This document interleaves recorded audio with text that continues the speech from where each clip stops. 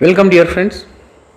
Albert Bandura, one of the great psychologists, he studied his entire studies in Columbia University, a very reputed one, and he worked as a professor in Stanford University, another reputed university, one of the reputed universities in the world. His theory of contribution, his contribution to the theory of personality is entirely different from that of others. What he says is, his theory is a combination of two things: self-regulatory mechanism and the cognitive factor. Actually, he has named his theory as a social learning theory. Afterwards, he renamed it as social cognitive theory of personality, because two concepts will be mingled: self-regulatory mechanism and the cognitive factor. So here the only complicated thing is regarding these psychological terms, self-regulatory mechanism and cognitive factor and all that. First, even I found it very difficult, and afterwards I cracked it. I will explain it in very simple terms so that you can understand. So self-regulatory mechanism is nothing but the innate quality of a person and his interaction with the society and his total behavior in the environment or before the people. That is a self-regulatory mechanism, nothing more than that. And cognitive factor is nothing but is a skill, motor skill, and his way of thinking, his reaction in the society, in the environment, and before the people. That's all, very simple. But these terms are complicated. They seem to be complicated, complex. So self-regulatory mechanism plus or cognitive factor will be joined, clubbed in his theory of personality. And he has decided or categorized some three concepts have been categorized here. I shall explain one by one.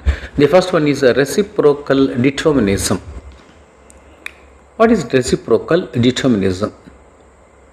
Reciprocal means give and take, exchange of ideas, thoughts, your actions, interactions with other people in that particular society, in that particular environment, and thereby there will be some reaction, there will be some positive or negative change or positive change, and that change will determine your personality. The transformation, positive, let us take in a positive sense, that transformation will bring about some change and it will decide your personality. So your personality can be assessed by reciprocal determinism. It means either by environmental influence or by your interpersonal or internal disposition. I will explain here very clearly. See, let's take some students. A day scholar, hostelate. There is a lot of difference between day scholar student and hostelate. Day scholar, he lives with his family, parents, brothers, sisters, and friends. That's all. Whereas a hostelate, he will have a lot of exposure in the society, in the environment, a different social milieu he will be observing, because he will be placed amidst a different social milieu. Poor people, rich people, elite sections, cultured, uncultured, elite section and highly educated, and a number of programs occasions or some celebrations will be going on in the hostel, and a lot of interaction and a special focus on the hostelates by the teachers. Maybe because of that, because of his interaction with the people, he will learn so many things.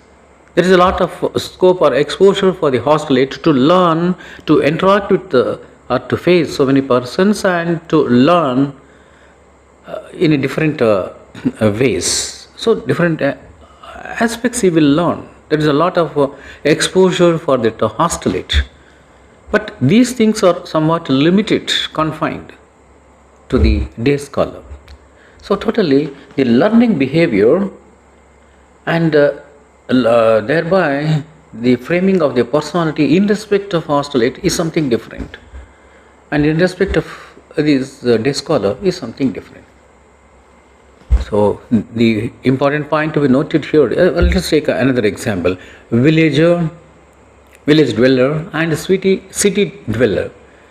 Village dweller's mind, his thought is somewhat limited, confined, whereas the city dweller, because of his wide exposure, he will be always meeting number of people, he will be facing so many people, he will be observing number of persons belonging to different categories, professions, education.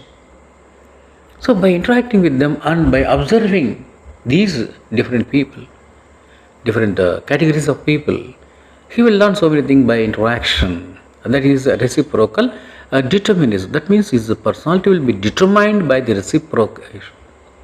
reciprocal activities.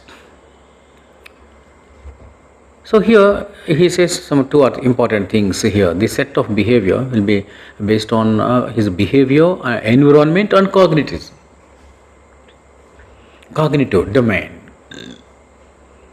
So while he is exposed to different type of environment, different type of people, different types of thinking. So by observing so many people there, he will learn so many things. Any person. So a man is expected to learn generally, not expected. Man generally learns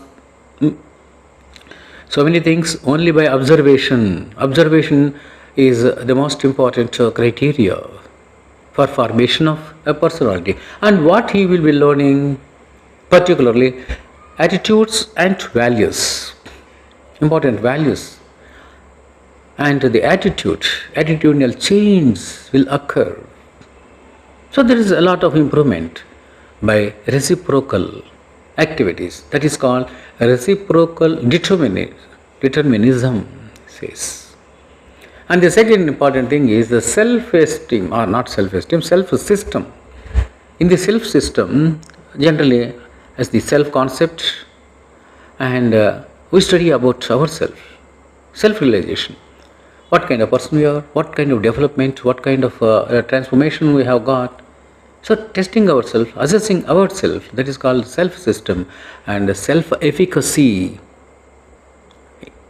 Self-efficacy means some dynamism, some organism rooted deep in the body, in the mind, in the self. Correct word is the self. So the organism or the dynamism that is rooted very deep in the self. That is called self-efficacy, to put it in a nutshell.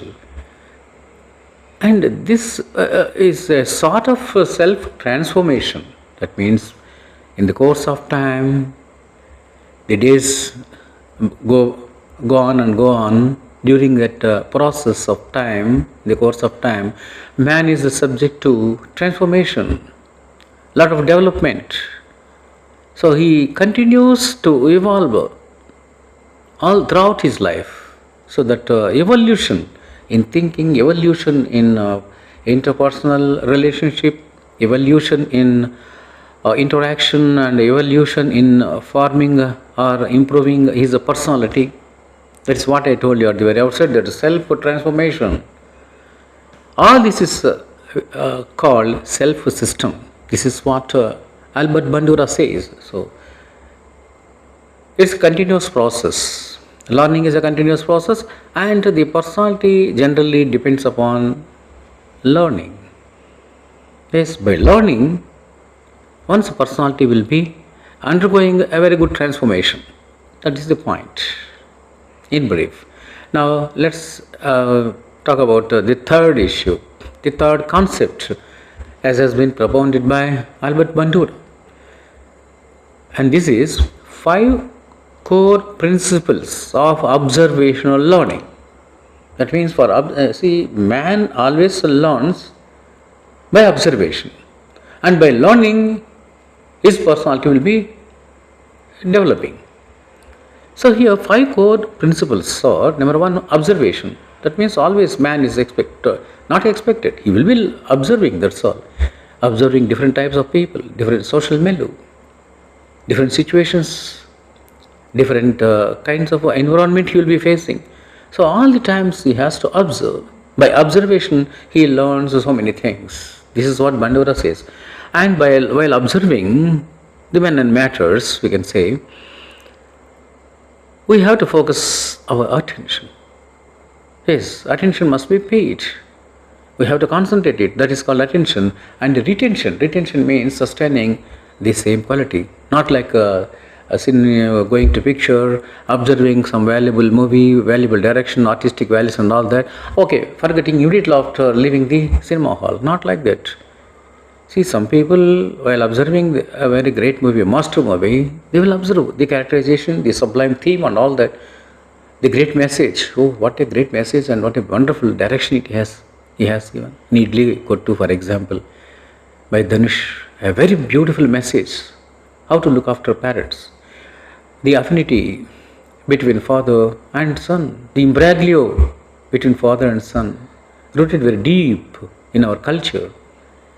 That is explained there, a wonderful theme. So, a good thinker will be sustaining that theme, sustaining that great thing, great learning by watching that movie, by observing that movie. In the same way, in the society, when you are observing so many people, so many different social milieu, situations and environment, you have to learn all the times. Generally, persons will be learning only by observation. So retention, they will be sustaining that quality, and reproduction. That means as and when the occasion comes, they will have to utilize it, put in practice what they have learned, the values that they have learned, the beautiful attitudes that they have learned from other people, some ideal persons, some great thinkers, some leaders, some teachers. Let us imagine.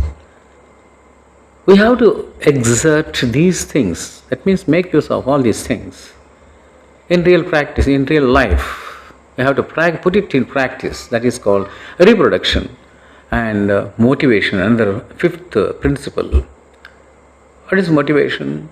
When you are applauded or recognized by your good behavior, good learning, good personality, you must feel motivated, and it should work as a reinforcement. This is what he says. So, 5 core principles of observational learning. This is the third important concept, as has been propounded by Albert Bandura. And the last important thing, last but not the least, is vicarious learning. Very interesting. The innovative idea, of course, in formation of the theory of personality. This vicarious learning is nothing but learn. Man will always learn different things. That means different values, attitudes, way of thinking, behavior, all whatnot. So many things by observation, and sometimes positive, sometimes negative.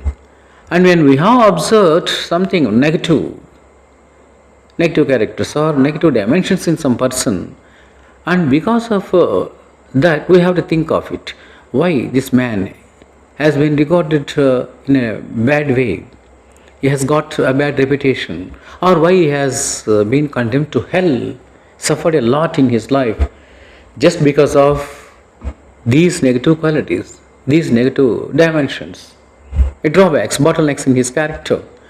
So after having learnt, after having observed and learnt, we will follow it, even from that negative characters, drawbacks of particular persons. So that is called vicarious learning. So the long and short of the matter means the essence of Bandura's theory of personality, cognitive theory of personality, is this. The first one is self-efficacy, that is dynamism and organism in every person, and that is to be recognized and utilized by keen observation.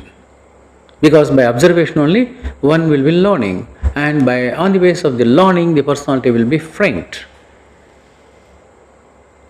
So self-efficacy and reciprocal determinism. These are the two important things we can find in Albert Bandura's cognitive social learning or cognitive theory of personality. Thank you very much, and if you are impressed, please subscribe and agree.